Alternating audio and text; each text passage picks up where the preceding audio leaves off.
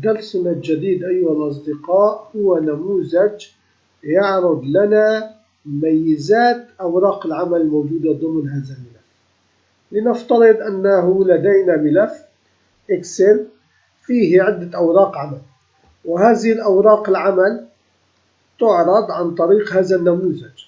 نرى يحتوي عدة أوراق عمل، وكل ورقة عمل في هذا العمود الاسم ورقة العمل، وهنا النوع. نلاحظ أننا هنا في ديالوج عندنا النوع هو عبارة عن برمجة.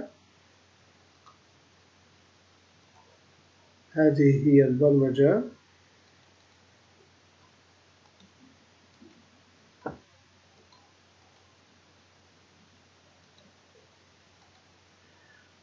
نلاحظ هذه هي البرمجة، برمجة قديمة لا تستخدم الآن. فإذا النموذج يعرض النوع، اسم ورقة العمل، ثم النوع، ثم يعرض عدد البيانات أو عدد الخلايا المستخدم. لنرى أن ورقة 2 تم استخدام 256 خلية. أما الأوراق الثانية نفترض هنا ورقة 4 استخدم 7 خلايا. نلاحظ أنها 7 خلايا. فإذا الميزة الأخرى أن أولا تعرض الاسم، تعرض النوع، ثم تعرض إذا كانت الورقة مخفية. نلاحظ أن شيت 7 هي من الأوراق المخفية، لا يوجد لدينا شيت 7 هنا. في هذه الأوراق كلها لا يوجد شيت 7. إذا أردنا الإظهار وطلبنا عدم الإظهار نلاحظ أن شيت 7 موجودة. إذا أخفينا شيت 7 كل هذه أوراق طلبنا إخفاءها، نلاحظ أن الملف يعطينا أنها هذه الأوراق مخفية. فإذا البرمجة جدا مفيدة، ويوجد هنا خيار إذا تم اختياره ينتقل إلى الورقة التي يتم تحديدها. فإذا الورقة المخفية لا يتم الانتقال لها، أما الورقة الغير مخفية فيتم الانتقال لها. لنلاحظ البرمجة كيف تمت في هذه الأسطر. في بداية الأمر الزر الموجود يتبرمج لكي يظهر النموذج، هذا الموجود بالموديول. أما اليوزر فورم في بادئ الأمر يوجد لدينا هذه الأسطر كلها عبارة عن تنفيذ ما قبل ظهور الفورم. ما هي الأسطر الموجودة؟ أولا يوجد متغير هو Object تم تعريفه كبابليك في بداية البرمجة، ثم نعرف على متغير مصفوفة لأنها سوف تأخذ الأبعاد، لأنها سوف تحدد الأبعاد الخاصة بالنموذج. هذه الأبعاد العمود الأول، ثاني، ثالث، رابع، كذا سطر حسب عدد الأوراق الموجودة. فإذا لنتابع ونرى الإقلاع هذا المتغير، وهنا يتم تعريف المتغير المعرف سابقا على أنه الورقة المحددة، إنه الورقة المحددة. ونطلب من متغير الآخر أنك سوف تعطينا عدد الأوراق الموجودة في هذا الملف. فإذا هذا الرقم الآن سوف نستفيد منه هنا. نلاحظ يوجد المصفوفة التي تحدثنا عليها تقول إنها تأخذ بياناتها من 1 إلى عدد الأوراق. فإذا إنها سوف تحدد الأسطر والأعمدة من 1 إلى 4. إنها عبارة عن 4 أعمدة لكن عبارة عن عدة أسطر. فإذا انتهينا من هذا التعريف. لننتقل إلى السطر التالي. يوجد لدينا متغير هنا نعرفه برقم 1. هذا المتغير سوف نستفيد منه في نهاية البرمجة لكي نزيد الرقم 1 لكي يضطر أن يأخذ السطر الثاني. فإذا الآن نرى مهمة هذا الموضوع.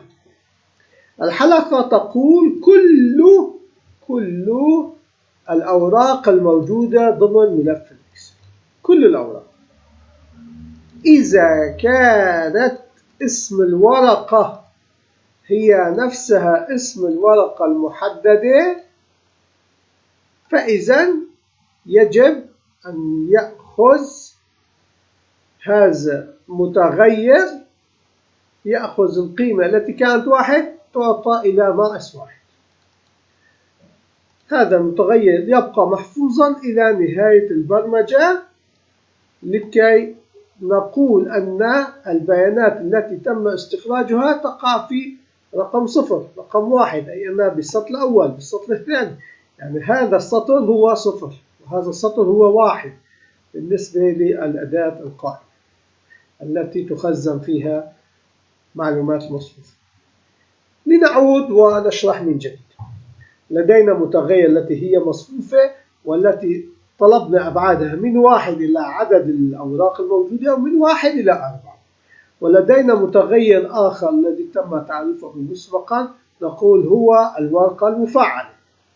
ولدينا متغير يعطينا عدد الأوراق الموجودة ضمن ملف الإكسل. أما هنا يتم ربط وإعطاء قيمة لمتغير مصفوفة أنها من 1 إلى عدد الأوراق الموجودة ضمن ملف الإكسل، والأعمدة هذاك أسطر وأكعمدة من 1 إلى 4. نأتي ونعطي لمتغير رقم 1 بعد قليل نعرف السبب، ونبدأ بالفور. الفور هي حلقة سوف تبحث في كل أوراق العمل الموجودة هنا. تقول كل ورقة عمل موجودة ضمن ملف الإكسل إذا كانت اسم هذه الورقة تساوي اسم الورقة المفعلة، فإذا يجب أن يأخذ المتغير نفس الرقم الموجود في المتغير الثاني ناقص 1. إن المتغير الثاني رقمه 1، فإذا هنا سوف يأخذ رقم 0. بعد قليل نعرف السبب. الآن نطلب من شيت داتا. شيت داتا هي نفسها المصفوفة، وتقول أنا أساوي رقم 1 على 1. رقم 1 على 1 يساوي اسم ورقة العمل. فإذا الآن وضعنا في المصفوفة أول خانة. الخانة هذه الشيت 1 كتبت الآن كتبت الشيت 1. فإذا لنكمل ونرى ماذا سوف يكتب الآن.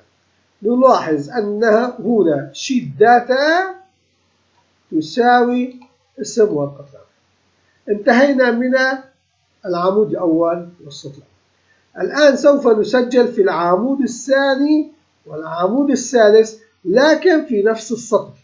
لنلاحظ الآن شيت داتا المصفوفة أخذت الرقم 1، وهذه الأسطر تعالج العمود الثاني والعمود الثالث، وأيضا تأخذ الرقم 1. فإذا نحن الآن في السطر الأول نسجل، لكن ننتقل للعمود الثاني والثالث، العمود الثاني والثالث.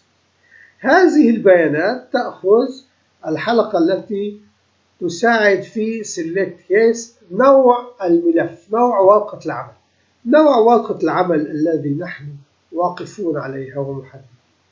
تقول إذا كانت ورقة عمل عادية يسجل بالعمود الثاني كلمة شيت، وبالعمود الثالث يسجل عدد الخلايا التي تحتوي على قيم. وإذا كانت تحتوي على مخطط بياني يسجل بالعمود الثاني مخطط بياني، والعمود الثالث يعطي رقم كخطأ. وإذا كانت تحتوي على ديالوج شيت تسجل بالعمود الثاني أنها ديالوج، والعمود الثالث أنها خطأ. وإذا كانت في الآن انتهت السلكت. نأخذ احتمال العمود الرابع الذي يقول إذا الورقة التي أنا الآن محددها خاصية الفيزيبل كانت true فإذا يجب أن يصنع true. شيت داتا فإذا تنتقل إلى المصفوفة وتقول أن العمود الأول السطر الأول العمود الرابع يسجل كلمة true. أما إذا كانت غير ذلك يعني الإف لم تتحقق فإذا تنتقل إلى S وتقول فإذا ننتقل إلى المصفوفة ونسجل false في العمود الرابع. وفي نهاية البرمجة هذه هي نهاية البرمجة نطلب من المتغير الذي كان رقم 1 أن يصبح الماضي زائد 1 يعني 1 يصبح 1 زائد 1 يساوي 2 وبذلك انتقلنا بالداتا إلى السطر الثاني وسوف نعالج موضوع السطر الثاني وننتقل إلى الورقة الثانية أيضا. فإذا في هذه الحالة نحن وصلنا إلى هذا السطر الذي يقول المتغير 1 زائد 1 يساوي 2 والنكست تتبع إلى الفور وتبدأ من جديد تعالج بيانات هذا الملف الذي نحن تم تحديده. وفي نهاية الفور نهاية النكست نقول الليست بوكس 1 الذي هو هذه الأداة ماذا سوف تفعل هذه الأداة وكيف سوف تأخذ البيانات الخاصة خاصتها. لنعلم سوف تقوم هذه البيانات بكتابة with لعدم كتابة list books هنا وهنا وهنا نكتب with ونقول عرض الأعمدة العمود الأول يأخذ رقم 100 بيت فاصلة منقوطة 30 فإذا أعطينا مسافات للأعمدة الأربعة ثم تقول list books الليست تأخذ النص الذي سوف يظهر ثم تقول أنني الليست بوكس القائمة الأولى تأخذ ما تم تسجيله في الشيت داتا. الشيت داتا أخذت الأربع خانات فسجلت بالليست. أما مكان تواجد هذا الليست هو ليست بوكس الذي هو 0 الآن هو لدينا يساوي 0 ليست بوكس يساوي شيت نم ناقص 1 إنه 0 أي أول سطر تم تسجيله يأخذ قيمة 0 والخانات الثانية والحلقات الثانية والنكست التالية تأخذ رقم 1 و2 و3. فإذا نحن الآن تعلمنا كيف نظهر بيانات هذه الأوراق في هذا الجدول. الآن بقي لدينا أننا عندما نفعل هذا الخيار نلاحظ أن الملف ينتقل إلى هذا الملف. فإذا هذه البرمجة الآن سوف تتم عن طريق وضع صح هنا وعن طريق النقل فوق الأداة. ما أخذناه سابقا كان عبارة عن إقلال هذا اليوزر. لنأخذ هذا الزر يقول إذا كان هذا الزر true أي أنه فعل وضع له صح فإذا الشيتس list books value هي التي سوف تتفاعل. فإذا الشيتس اسم الورقة من أين سوف نأتي باسم الورقة هي نفسها قيمة list book value. فإذا نقول أن الورقة التي هي موجودة أو مفعلة أو لونها أزرق بالليست بوك هي الذي نطلب تفعيلها. وفي التشابه نقول بالليست بوكس نقول إذا كانت إشارة الصح صح فإذا الشيت تذهب إلى الليست بوك فاليو وتتفاعل. نفس المبدأ الموجود هنا وهناك. وفي نهاية البرنامج نلاحظ أنه يوجد زر أوكي. هذا الأوكي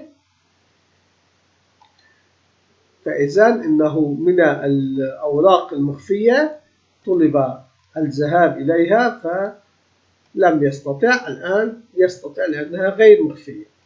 فإذا زر الأوكي يقوم بعملية أن المتغير الأول والمتغير الثاني يقول إذا كان المتغير مرئيا فإذا يذهب ويتفعل. إذا لم يكن مرئيا يعطينا هذه الرسالة التي تقول أن الورقة غير موجودة وغير مرئية. نشكر متابعتكم، نلتقي في درس جديد بأمان الله. معكم مبرمج جورج جوزيف قصقص.